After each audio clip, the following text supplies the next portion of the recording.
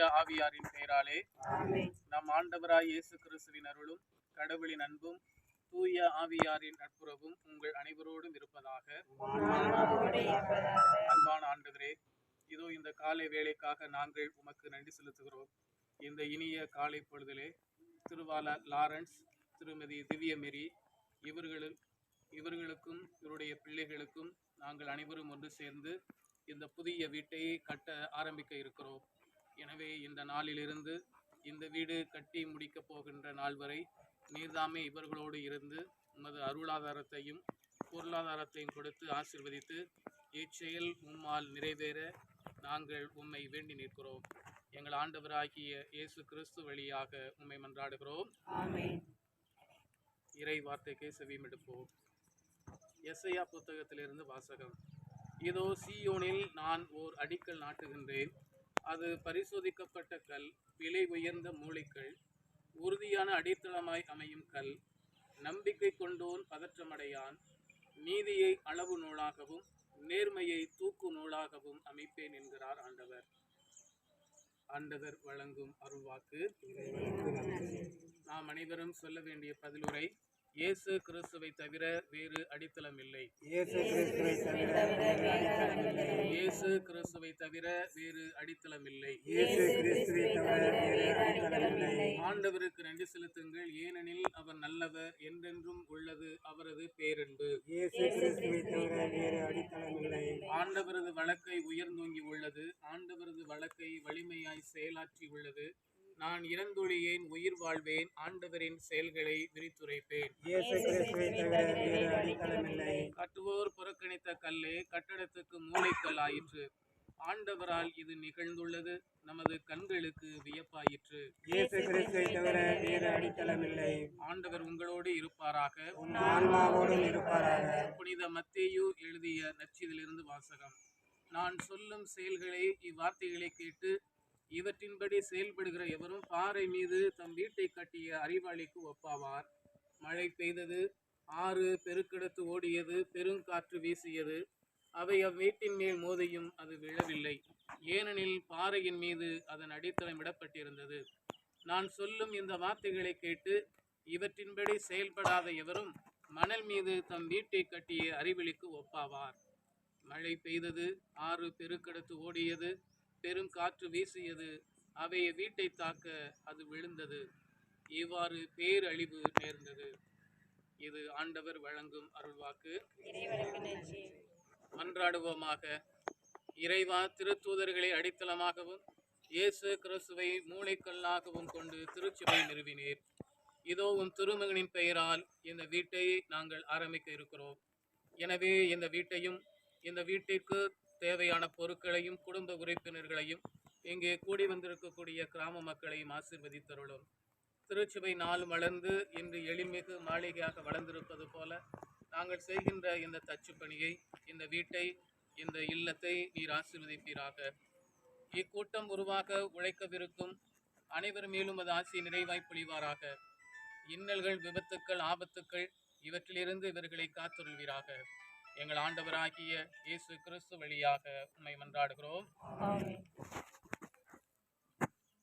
பொழிந்தேடும் வல்லமை, உன்னதத்தின் வல்லமை, பொழிந்தேடும் வல்லமை, உன்னதத்தின் வல்லமை, ஆவியின் வல்லமை, அக்கினியின் வல்லமை, ஆவியின் வல்லமை, அக்கினியின் வல்லமை, வல்லமை தேவை தேவா, வல்லமை தாரும் தேவா,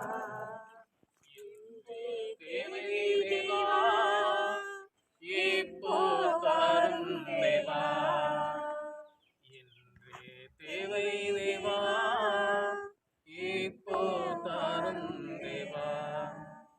புனித அந்தோணியாரே, புனித அருளானந்தரே, புனித ராயப்பரே, சின்னப்பரே, குடும்பங்களின் பாதுகாவலரான புனித சூசையப்பரே, நமது கிராமத்தின் பாதுகாவலரான புனித பிரான்சிஸ்கு சவேரியாரே, இறைவனின் எல்லா புனிதரே, புனிதையரே,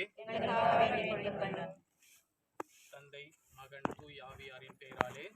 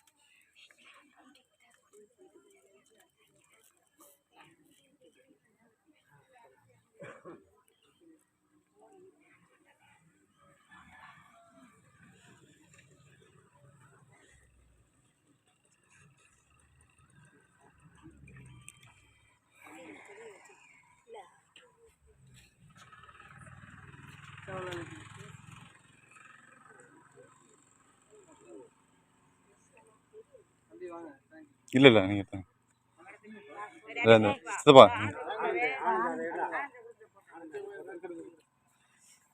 அப்படி எடுத்துருங்க அப்படி எடுத்து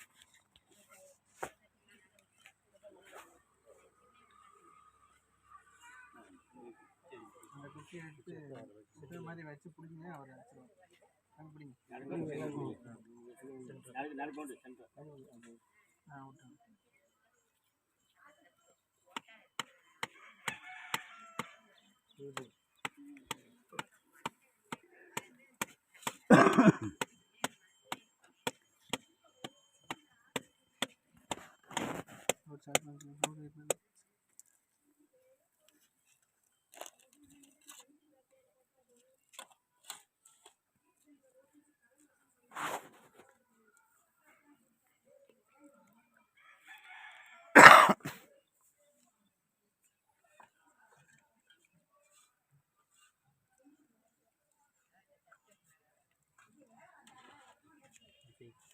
வச்ச மாதிரி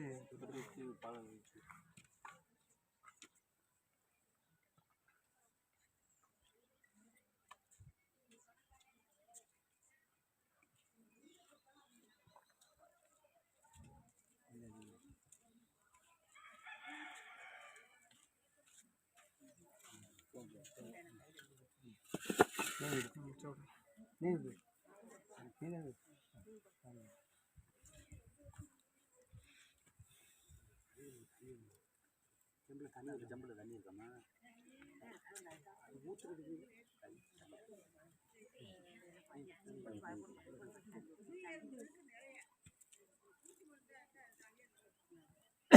அப்படியே அந்த எல்லாரும் வச்சு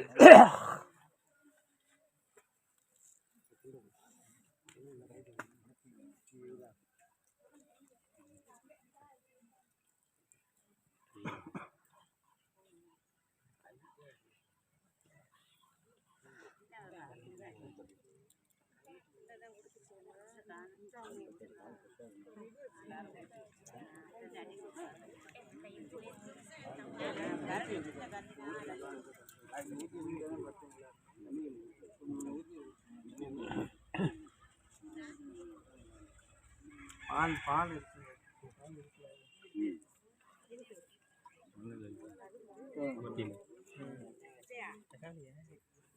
கீழே போட இல்லை அதே தெரியுமா இருந்துச்சு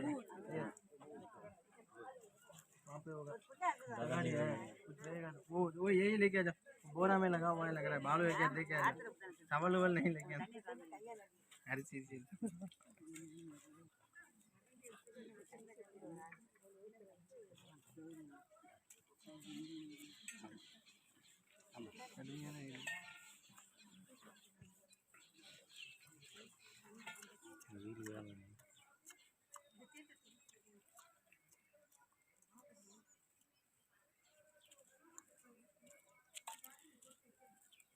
கொஞ்சம் கீழே இறக்கி மட்டமாக போட்டுருங்க எத்திரியும் இருக்கும்போது அது சிக்குது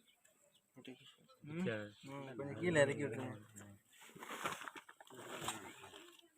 தமிழ் தேவையில்லை அது வந்துச்சுன்னா கூட அப்படியே அமுக்கி விட்டுரும். கீழே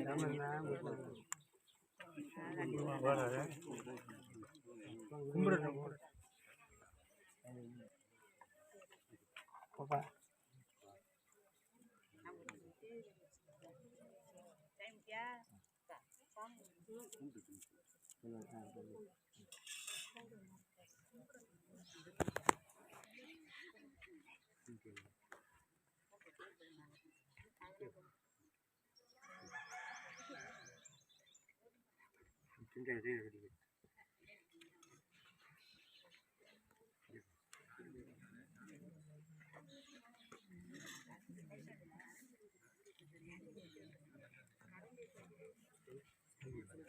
எது எங்க வீடு தாங்க வண்டி போயிட்டு இருக்கு.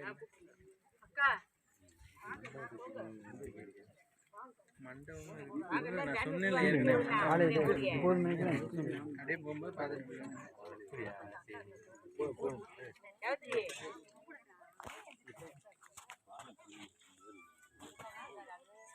மண்டபத்துக்கு தச்சுலாம் பண்ணிடுறாங்க.